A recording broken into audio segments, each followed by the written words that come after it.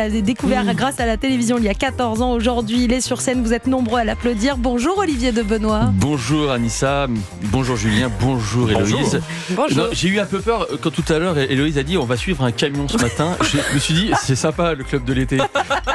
Demain on va suivre une voiture. Et vendredi, un vélo. Ouais, c'est super. Je me dis ils ont bossé. Ils bossent à Europe 1. Ouais, on bosse. Ça donne envie d'être chroniqueur. T'es d'accord Anissa? C'est les vacances, c'est l'été, on y va léger, non ouais. On est léger sur le boulot, on vous l'avoue. Olivier de Benoît, dès que vous avez un enfant, le public le sait, vous faites un spectacle. Donc on va parler de ce 4e spectacle qui vit ses dernières heures. Il reste 2 dates pour vous voir. Ça sera le 22 juillet au Festival Pierre Cardin et le 21 août à Annecy. On va parler de ces 2 dates, mais on va aussi parler de la suite. Vous allez révéler aux auditeurs ce qui est prévu pour la suite. Et la rentrée s'annonce chargée sur scène. Mais il y a d'autres projets aussi en lien avec la fiction. On va parler de tout ça. À 9h40, on va parler télé avec Jean-Philippe Longo qui va nous faire revivre des nombreux souvenirs cathodiques. Et dans la 2e heure, un homme que vous connaissez bien et que vous aimez, Olivier de Benoît, Olivier Pouls, notre monsieur gastronomie. Il n'y a que des oliviers. Ouais, c'est le seul que j'aime bien autour de cette table. Oui. Eh ben, il va falloir attendre 10 heures. Oui, il est toujours pas autour de cette table pour le moment. C'est pour ça que... À tout à l'heure. Ça va être long, oui. Ouais, sauf qu'il y a le plic-ploc quand même. Et je sais que vous êtes venus pour le plic-ploc. Le plic-ploc, ça c'est Alors, le plic-ploc, culte. c'est le grand jeu culte de l'été.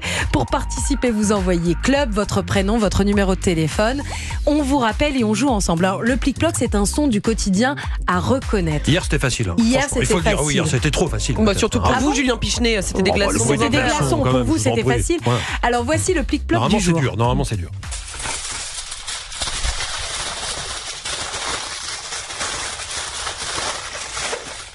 Ouais, c'est... On monte en bon. difficulté quand même là. plus On monte difficile. en difficulté. Ah ouais. Bah oui, on monte en Moi, je l'ai pas difficulté du parce tout, hein. qu'aujourd'hui, on vous offre un séjour de navigation en famille sur la rivière ou le canal de votre choix avec les bateaux qu'on pilote nous-mêmes, vous savez. D'accord. C'est pas mal ça, c'est Le Boat. Vous pouvez Ah, découvrir c'est sympa, ça. ce séjour sur leboat.fr.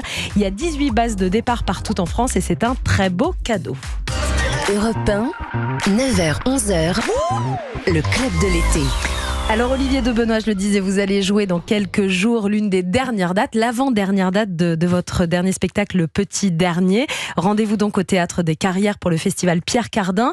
Vous jouez tout à côté du château du Marquis de Sade à Lacoste dans le Vaucluse. 4 enfants, 4 spectacles, 125 000 spectateurs, plus de 500 000 personnes qui vous ont regardé sur C8 dernièrement quand on a diffusé le spectacle à la télévision. Alors pour les auditeurs qui ne vous connaissent pas, il y en a très peu, votre spectacle c'est une ode à la contraception, écoutez. Qu'est-ce que c'est que ça? Est-ce que quelqu'un sait ce que c'est? Un mouche bébé. Vous imaginez ça? Un mouche bébé. La première fois que j'ai eu dans les mains, je ne savais pas où le mettre. Tiens, viens avec moi, je vais te montrer. Viens avec moi, retourne-toi, regarde. Non. Je vais faire ça. Je vais faire ça avec le petit dernier. Voilà, regarde. Quoi? Il a les yeux de son papa et la barbe de sa maman. Voilà, c'est visuel à ce moment-là du spectacle, Oui, parce que oui, c'est un c'est- bébé avec une Oui, barbe. exactement, parce que exactement. C'est vrai que non mais c'est vrai que c'est un spectacle que avec beaucoup d'éléments différents, c'est-à-dire qu'il y a des sons, il y a des images, il y a des quatrièmes murs, c'est-à-dire un personnage, il y a plein de choses. C'est très vivant et c'est pour ça que on s'ennuie jamais et voilà. Donc Et moi je dois vous dire merci parce que faire un sketch avec un mouche bébé, quand on est maman comme moi je me suis pris une honte internationale, peut-être que d'autres auditeurs ont vécu la même chose. J'ai dit à ma pédiatre à l'époque que j'avais peur d'aspirer le cerveau de ma fille avec ce fameux mouche bébé qui est quand même un objet de l'enfer, ce mouche bébé. Donc merci. C'est drôle. Mais peut-être que quand je vois à quel point mon ado est décérébré, peut-être qu'effectivement j'ai aspiré celui de mon ado. Et non, c'est pour enlever la morphe qui est dans le nez du bébé qu'on le dise. Et c'est vrai que la trouille, alors, vous aviez une autre trouille, mais la vraie trouille, c'est d'avaler la morve évidemment du bébé. C'est pour ça que ça fait rire. C'est un objet de torture. Est-ce qu'il y a de la nostalgie, Olivier de Benoît, à jouer ces toutes dernières dates là? Il reste 2 dates sur ce spectacle. Oui, parce qu'en fait c'est un enfant. Un peu un one-man show, c'est un enfant, il naît, on le fait grandir, etc. Donc c'est un peu mon 5e enfant et celui que je préfère, donc c'est pour ça que... Dans la vie aussi, vous préférez le dernier? Oui, dans la vie aussi. C'est pour ça que c'est très triste pour moi de le voir partir. J'ai moins de mal à voir mon aîné partir que le spectacle. Donc c'est vous dire à quel point j'aime ce spectacle. Non mais c'est vrai que... Donc voilà. Mais le seul truc qui me fait plaisir, c'est que ça ne s'arrête pas, que j'en fais à nouveau après. Oui, c'est ça. Donc c'est pour ça. Sinon si ça s'arrêtait là, ça m'aurait... voilà. Parce que c'est vrai que j'ai fait 250 dates de tournée. Ouais. Il y a un cap quand même, je trouve. Il y a un certain parallélisme dans votre vie parce que ce spectacle, donc le petit dernier, s'arrête et en même temps votre grand a terminé son parcours scolaire classique puisqu'il vient d'avoir son bac. Exactement. Et il y a deux grandes étapes dans votre vie là quand même. Alors il a eu de la chance parce que pour toute l'année il m'a dit papa le bac on le file à n'importe qui. Alors j'ai dit à Enzo s'ils appellent Enzo je dis tu sais tu n'es pas n'importe qui. Donc travaille et en fait il a eu son bac voilà donc il a eu son bac il part et j'en ai une aînée aussi qui a eu son bac l'année donc j'en ai deux qui sont à la partie donc voilà j'ai la moitié du boulot qui est fait mais non mais c'est vrai que non, il veut plus tard devenir parachutiste. Ah ouais. Alors j'ai dit voilà que t'oublies un jour sur deux ton sac à l'école. C'est pas une bonne idée. L'avenir est incertain du coup. Est-ce qu'on réfléchirait pas encore un peu? Ouais, ça ne s'arrête jamais avec les enfants, qu'ils soient petits ou grands.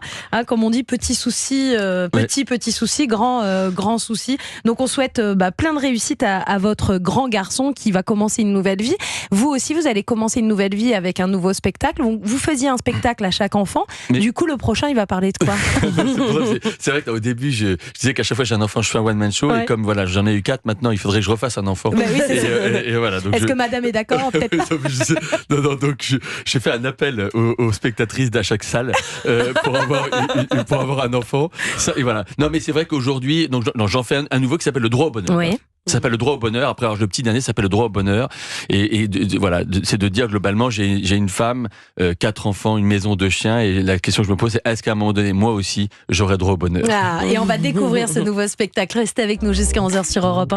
Europe 1, le club de l'été. Anissa Haddadi. Le club de l'été d'Olivier de Benoît jusqu'à 11h sur Europe 1 avec toute l'équipe. Héloïse Goua, Julien Pichenet. Ça, la petite barre de céréales c'est l'heure du goûter, oui. Du goûter, 9h43. Et elle est à quoi cette petite barre de céréales? Aux fruits rouges. Oui, enfin les chimiques un peu quand même. Hein. Je vous en ferai. Non, je vous en ferai. bonne qualité. C'est vrai? Ah, vous les faites vous-même, Anissa, je crois, des barres de céréales. Oui. C'est pour ça que vous me proposez d'en faire. Oui. Eh ben, faites-en pour demain, s'il vous plaît. C'est une injonction. Jean-Philippe Longo vient de nous rejoindre. Bonjour Jean-Philippe. Bonjour Jean-Philippe. Olivier de Benoît, on vous a découvert à la télévision. Vous gardez quel souvenir de ce passage On ne demande qu'à en rire, sachant que vous étiez le tout premier candidat à l'automne 2010? Que des souvenirs. C'est comme si c'était ma guerre à moi. Non mais sérieux, c'est vrai que c'était au bon sens du terme, dans le sens où c'est pas le mot guerre qui est mauvais, mais c'est une aventure extraordinaire. Voilà. C'est-à-dire que ça a tout à fait changé ma vie. C'était quelque chose de totalement. C'était une télécrochet qui a duré 2 ans. C'est comme si on faisait la Starac pendant 2 ans. Quoi. Donc c'est vrai que c'était exceptionnel. J'ai jamais ressenti une émotion pareille. Vous saviez où vous alliez au tout départ? Non, pas du tout, parce qu'en fait au départ c'est des équipes de Catherine Barma qui cherchaient des humoristes pour une émission où on m'avait dit si Laurent Ruquier aime bien, tu pourras revenir. Donc quand j'ai descendu les marches la première fois, personne n'avait fait avant, donc j'ai pas eu peur des gens qui pouvaient se planter, etc. Et donc c'est merveilleux. J'ai tout appris là-bas.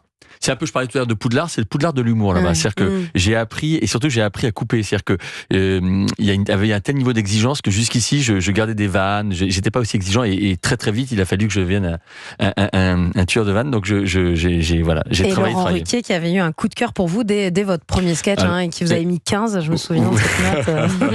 Non, mais c'est vrai parce qu'après quand je tournais, il y avait des fans qui me disaient, il y en a un jeune de 9 ans qui avait toutes les notes de tous mes sketchs, il mettait ses propres notes. Ah oui, d'accord. Il me notait lui-même, c'est un enfant de 9 ans qui me notait lui-même. Surtout, et là, il me dit, sur ce sketch-là, si c'était à refaire, je t'aurais mis un point de plus. Je me suis dit, on est arrivé à un niveau de notation, de précision on était noté, voilà. Non, mais c'est vrai que vous avez des fans qui vous aiment à un niveau bien plus élevé que certains humoristes. Certains vous notent, d'autres font vos arbres généalogiques. Ah oui, exactement. C'est une famille non, mais c'est le avec même. votre public.